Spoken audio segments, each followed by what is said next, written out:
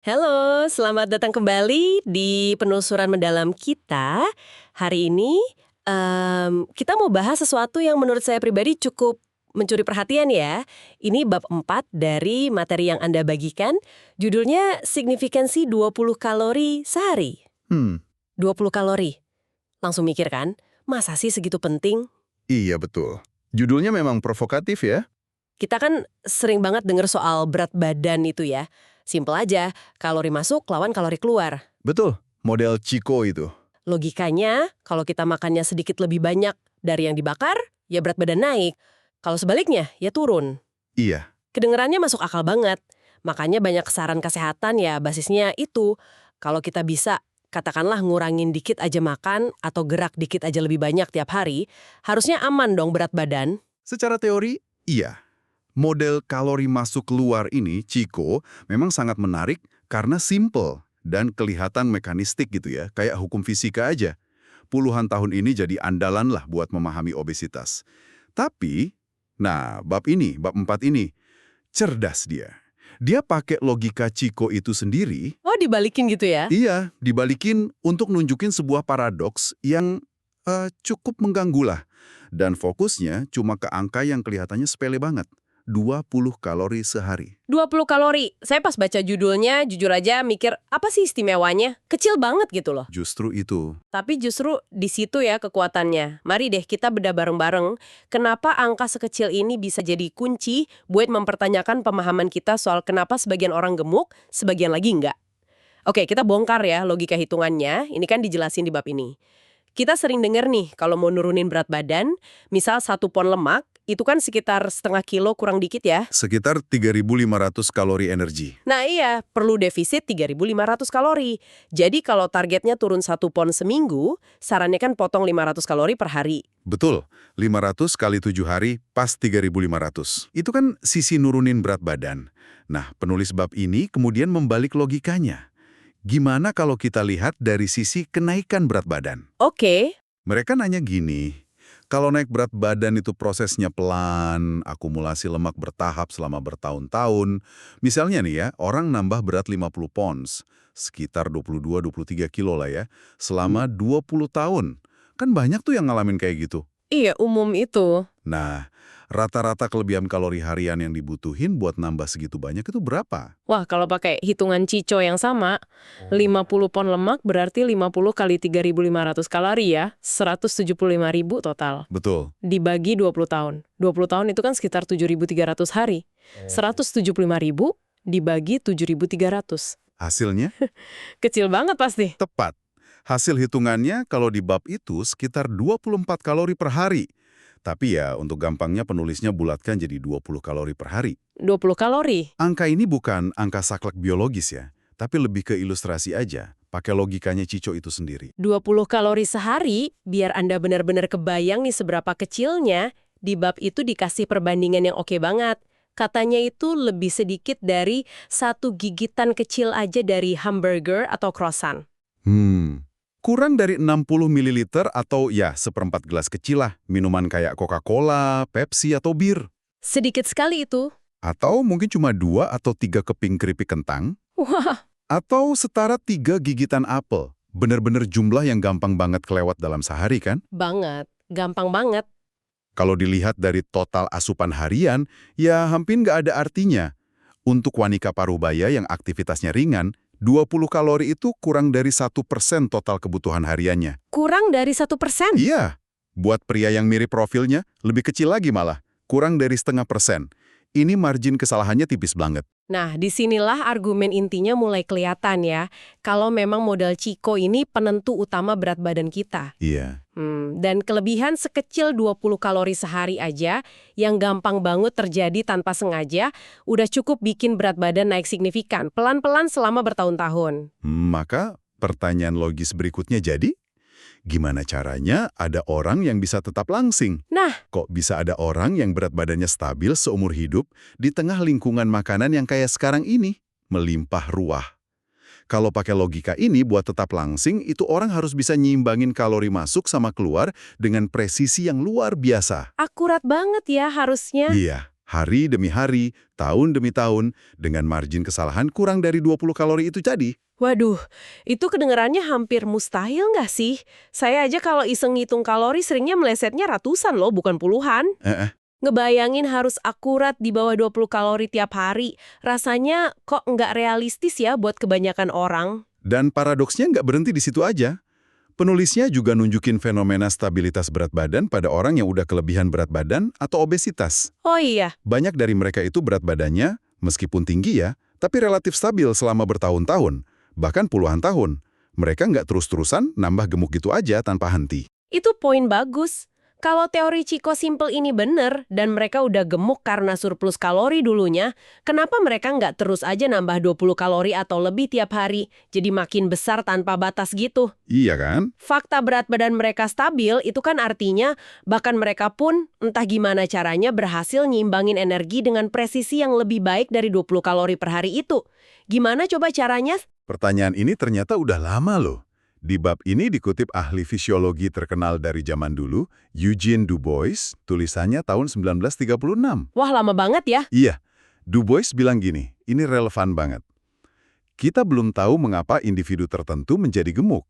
Mungkin lebih akurat kalau kita bilang, kita tidak tahu mengapa tidak semua individu di komunitas yang kelebihan gizi ini menjadi gemuk. Wow. Bayangin, keraguan ini udah ada hampir seabad lalu. Jadi ini bukan pemikiran baru ya. Du Bois justru nanya, kok nggak semua orang jadi gemuk? Itu menarik. Dia juga bilang kalau kemampuan tubuh mempertahankan berat badan konstan di tengah naik turunnya makanan dan aktivitas, itu fenomena yang paling aneh. Iya, ini benar-benar membalik perspektif umum kita. Biasanya kan kita nanya, kenapa orang jadi gemuk? Nah, tapi Du Bois malah nanya, kenapa kok nggak semua orang jadi gemuk?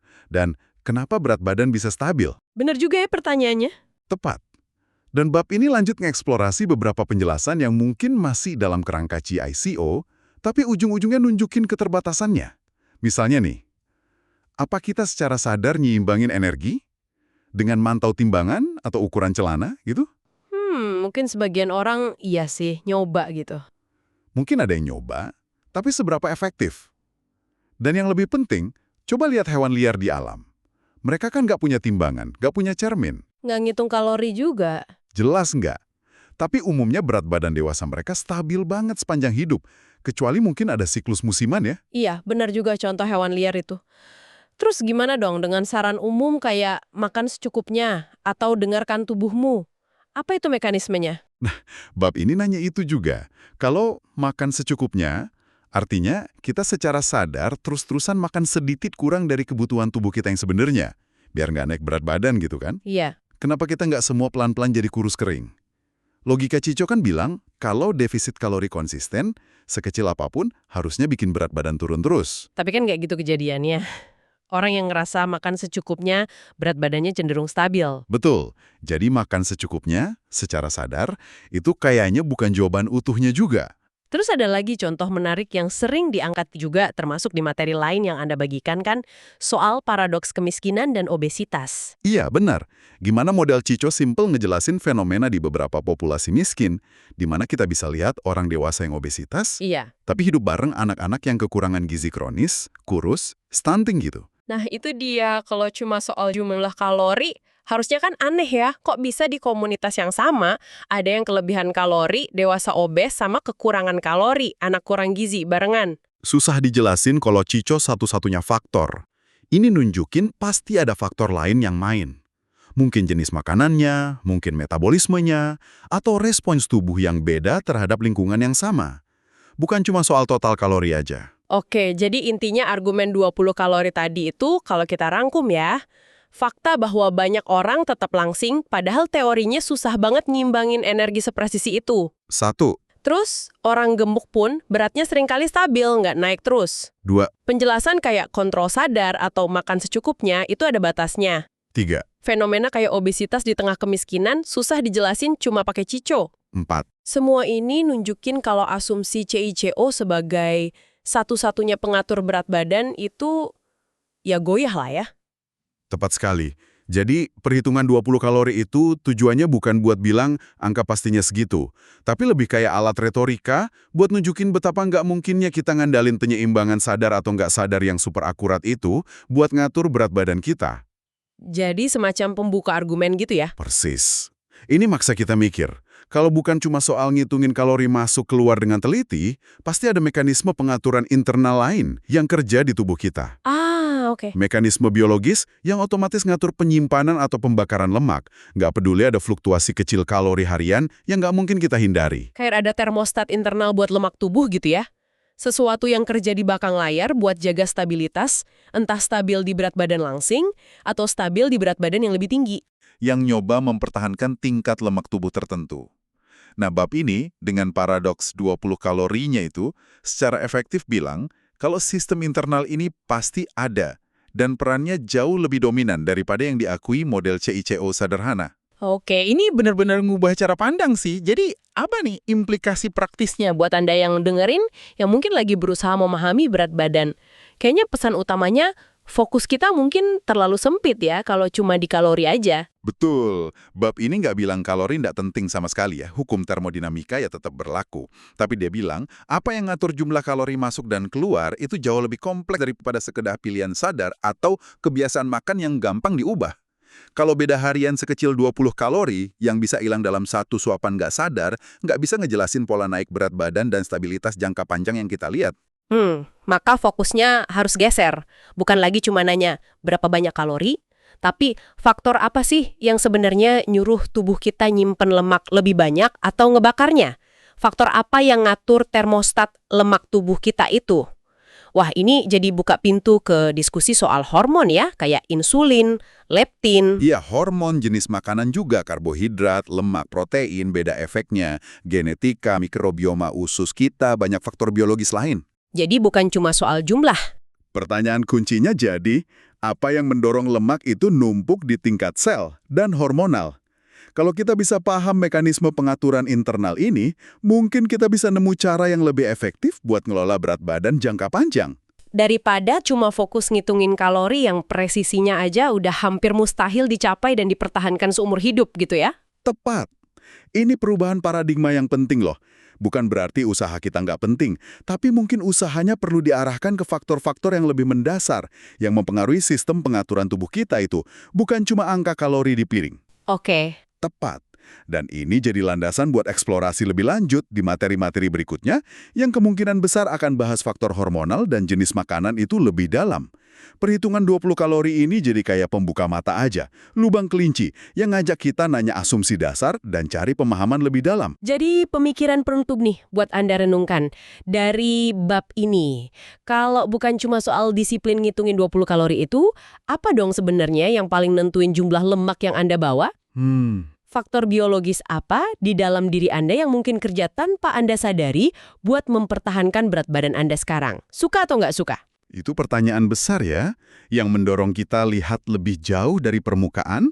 Memahami kompleksitas ini mungkin langkah pertama menuju pendekatan yang lebih berkelanjutan dan efektif soal kesehatan dan berat badan. Terima kasih sudah menyimak penelusuran mendalam kita hari ini tentang signifikansi yang mengejutkan dari 20 kalori.